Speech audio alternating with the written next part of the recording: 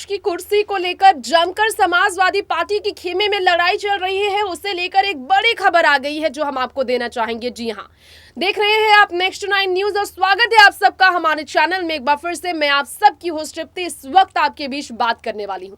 उत्तर प्रदेश की राजनीति किस कदर आगे बढ़ रही है, किस कदर राजनीति में गर्माहट बढ़ी हुई है, आप जानते ही हैं।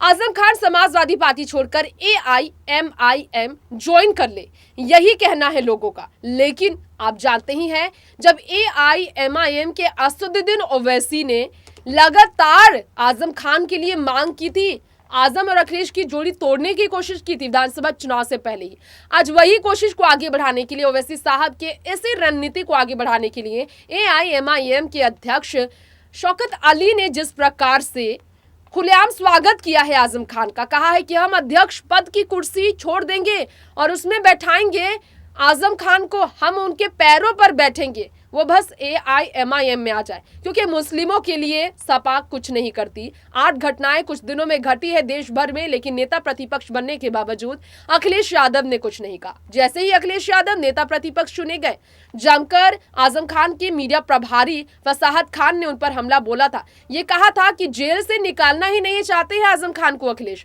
सवाल खड़ा हुआ, क्या इसलिए क्योंकि नेता प्रतिपक्ष बनने की लालच थी उनमें? अब जिस नेता प्रतिपक्ष बनने पर जिस पद के लिए अखिलेश यादव को आजम खान के इस विद्रोही रवैये का सामना करना पड़ रहा है, जिस नेता प्रतिपक्ष के इस पद के लिए शिवपाल सिंह यादव के भी बगावत का लगातार सामना शिवपाल के सामने करना पड़ रहा अखिलेश को, MLC चुनाव में हार के बाद अखिलेश के लिए मुसीबत बन गई है अब इस कुर्सी को बचाना। इसमें कोई शक नहीं है कि आज की डेट में बीजेपी के पास 67, इस वक्त देखा जाए तो 67 सीटें हो गई हैं। MLC चुनाव में 36 में 33 सीटों में बीजेपी की जीत हुई, जिसके बाद बढ़कर ये 67 में बदल गई है। और आज देखिए जरा, हालात ऐसे हैं कि कभी जो नेता प्रतिपक्ष बनने के लिए अखिलेश यादव तैयार रहे हैं, जो राज करते थे MLC चुनाव में और जिनका इस बार खाता तक नहीं खुला है समाजवादी पार्टी का, उनके पास सिर्फ 17 ही सीटें रह गई है।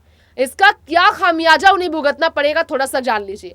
दरअसल खामियाजा ये भुगतना पड़ेगा कि इस बार जुलाई के महीने में नेता प्रतिपक्ष की कुर्सी जो है सपा से छीन ली जाएगी।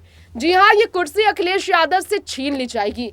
ये इसलिए कहा जा रहा है क्योंकि 17 सीटें उनके पास जरूर है, लेकिन शायद आपको मालूम ना हो, आंकड़े ये कहते हैं कि 17 नहीं, कम से कम 10 तो चाहिए। लेकिन अब 10 से 17 तो है, लेकिन 12 ऐसे जो कुर्सियां हैं, जो 12 उनके पास, वहां पर आपको बताना चाहेंगे MLC इलेक्शन में जीत हासिल करने वाले अगर नेता हैं तो उनके बारे में बात की जाए तो 12 लोगों का जो है सो वो कुर्सी उनसे छीन ले जाएगी, क्योंकि जुलाई में उनका जो है कार्यभार खत्म होने वाला है। जी हाँ, आपको बताना चाहेंगे इसके लिए 36 सीटें, जो 36 में 33 सीटें जो बीजेपी ने हासिल कर ली, इसलिए 67 सीटें बीजेपी के पास है।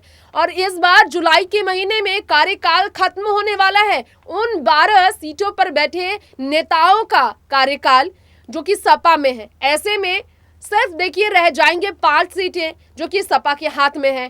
तो 10 सीटें चाहिए उन्हें नेता प्रतिपक्ष बने रहने के लिए, उच्च सदन का नेता प्रतिपक्ष बने रहने के लिए। तो सिर्फ 5 रहेंगे तो निश्चित तौर पर जुलाई में जो है सो ये कुर्सी उनसे छिन जाएगी। तो मौका इतना कम है उनके पास, इतने कम समय में, इतने कम महीनों में आखिर बीजेपी को वो कैसे घेरेंगे? मुसीबत तमाम है। मुलायम परिवार की नींव टूट रही है, अखिलेश के लिए मुसीबत बड़ी है, जिसके कारण तय हो गया है शिवपाल चाहे बगावत करे या फिर आजम खान AIMIM को चुने, निश्चित रूप से अखिलेश यादव के साथ रहकर उन्हें फायदा बिल्कुल नहीं दिखने वाला, क्योंकि सपा के देखा जाए तो मुस्लिम लीडर्स उनके खिलाफ नजर आ रहे हैं। MP की बात करेंगे हम, सपा MP डॉक्टर रहमान बर्क ने भी कहा था कि मुस्लिमों के हित में सपा भी कुछ नहीं कर रही है, जिससे अखिलेश की मुसीबत पूरी तरह से बढ़ गई है। फिलहाल इस खास रिपोर्ट में इतना ही। देखिए तमाम बड़ी खबरें नेक्स्ट 9 न्यूज के साथ। नमस्कार।